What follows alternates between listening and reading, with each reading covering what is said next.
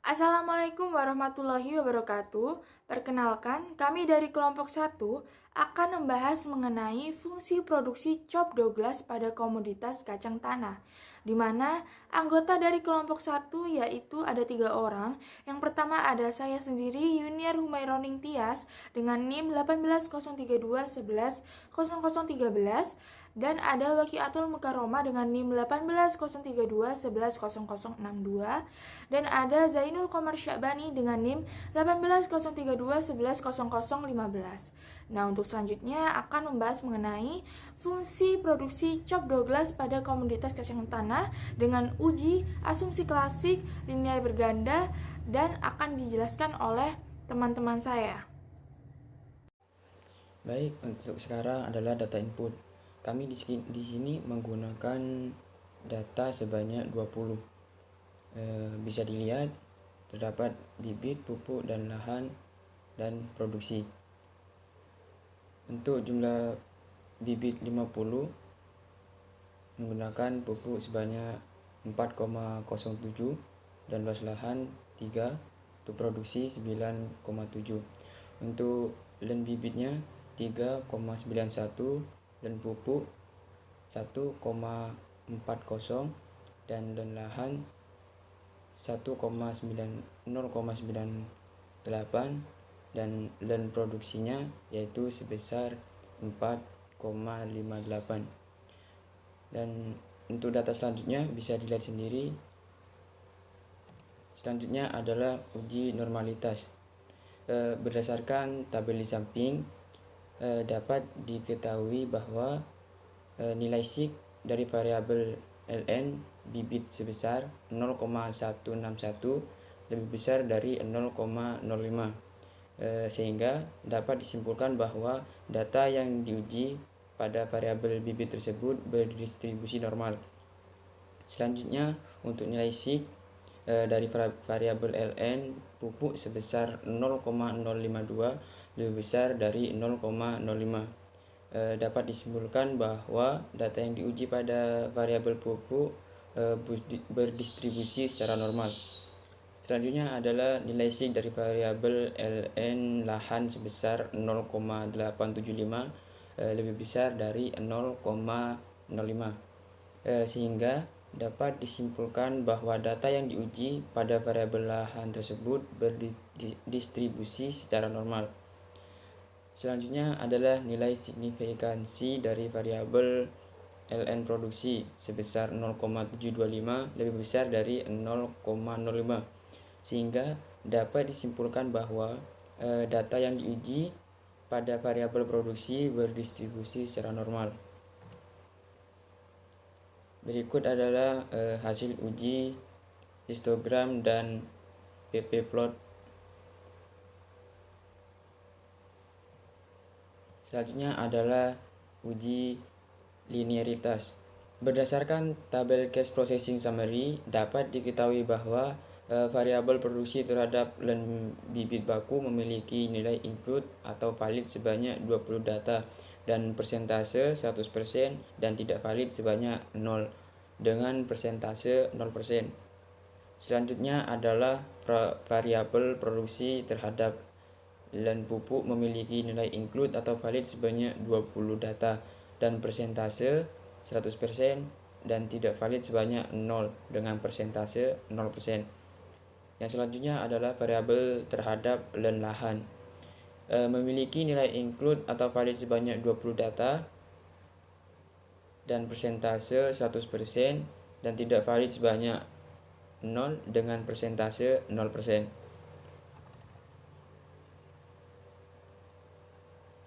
Berikut adalah tabel ANOVA. Berdasarkan tabel ANOVA di atas yang sebelah kiri, dapat diketahui bahwa nilai linearity produksi bahan bibit memiliki nilai SIG sebesar 0,480 lebih besar dari 0,05, maka hubungan regresi dinyatakan tidak linear. Selanjutnya adalah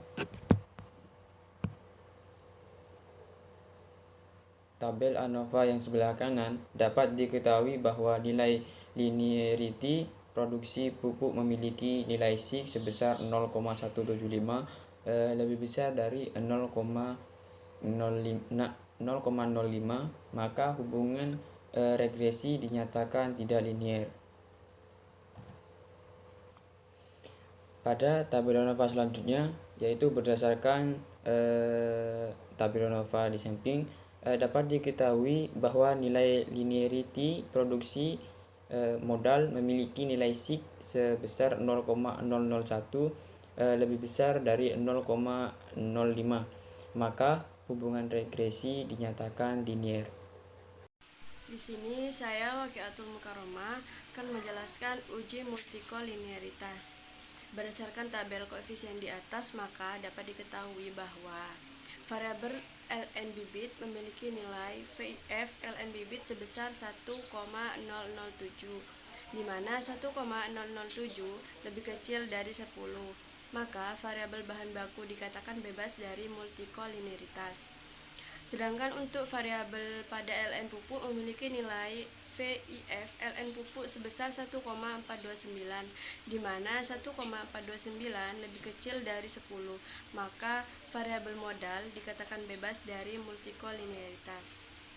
Selanjutnya untuk variabel ln pada lahan memiliki nilai VIF ln lahan sebesar 1,424, di mana 1,424 lebih kecil dari 10, maka variabel tenaga kerja dikatakan bebas dari multikolinearitas.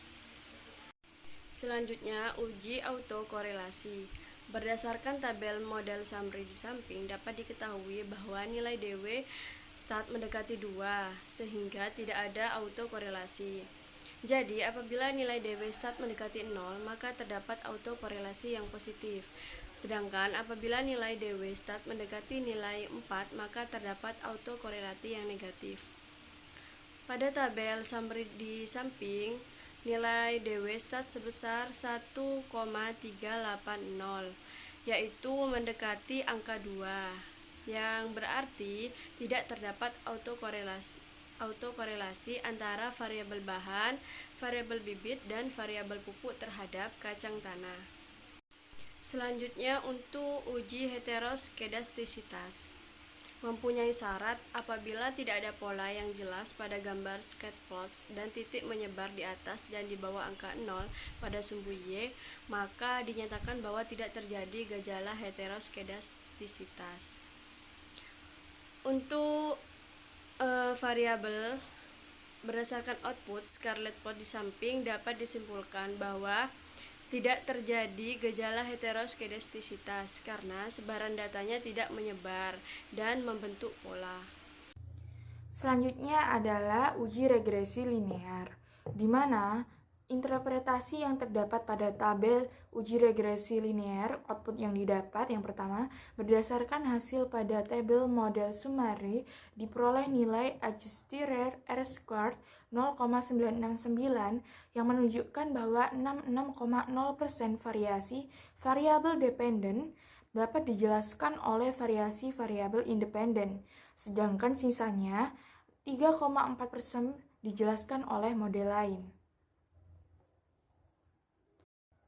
Selanjutnya adalah uji V, di mana dapat dilihat pada sebelah kiri pada output tabel output hasil dari pengujian SPSS, di mana uji F dapat diinterpretasi outputnya berdasarkan tabel ANOVA. Dapat diketahui bahwa nilai F hitung sebesar 10,357 dengan probabilitas sebesar 0,000 karena nilai C kurang dari 0,05, yang berarti bahwa variabel independen atau bibit, pupuk, dan lahan secara simultan berpengaruh terhadap tingkat output produksi dari kacang tanah itu sendiri.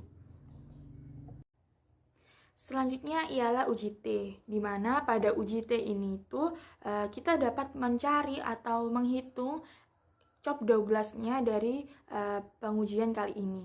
Nah, pada uji T, pada tabelnya kita dapat mengelompokkan dari variabel-variabel pada pengujian kali ini, di mana A adalah faktor produksi lain yaitu bibit, dan L yaitu jumlah lahan, dan K yaitu pupuk, dan B yaitu bibit.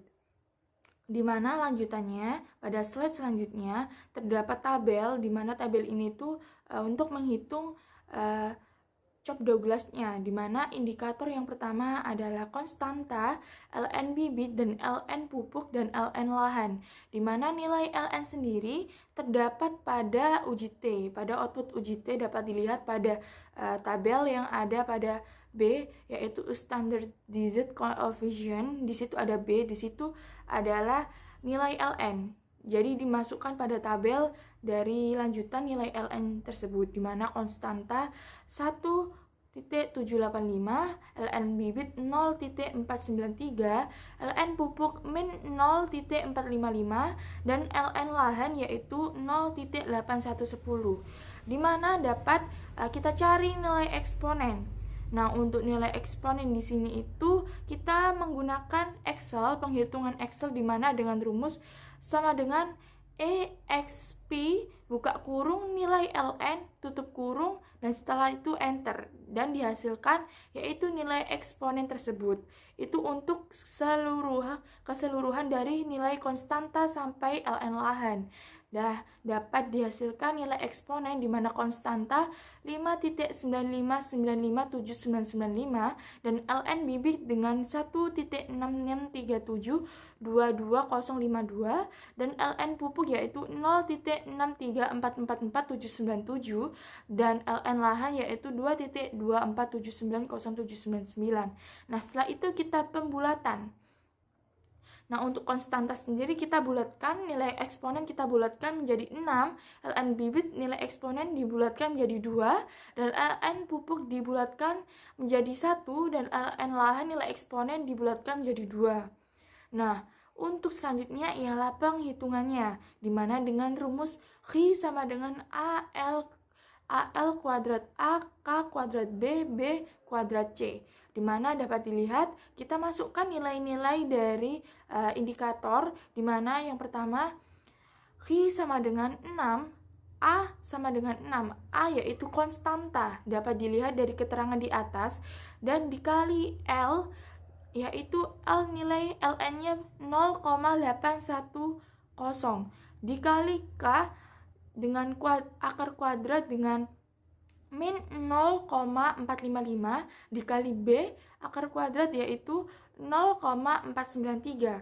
Sedangkan bentuk EP yaitu Ln Q yaitu Ln A ditambah A Ln L ditambah B Ln K ditambah C Ln B, di mana Ln Q yaitu sama dengan 0,8110 ditambah min 0,455 ditambah 0,493, jadi sama dengan 0,848, di mana yang artinya yaitu Ln Q sebesar 0,848 kurang dari 1, sehingga termasuk pada decreasing, yang artinya adalah proporsi penambahan faktor produksi melebihi proporsi penambahan produksi sebanyak 84,8%.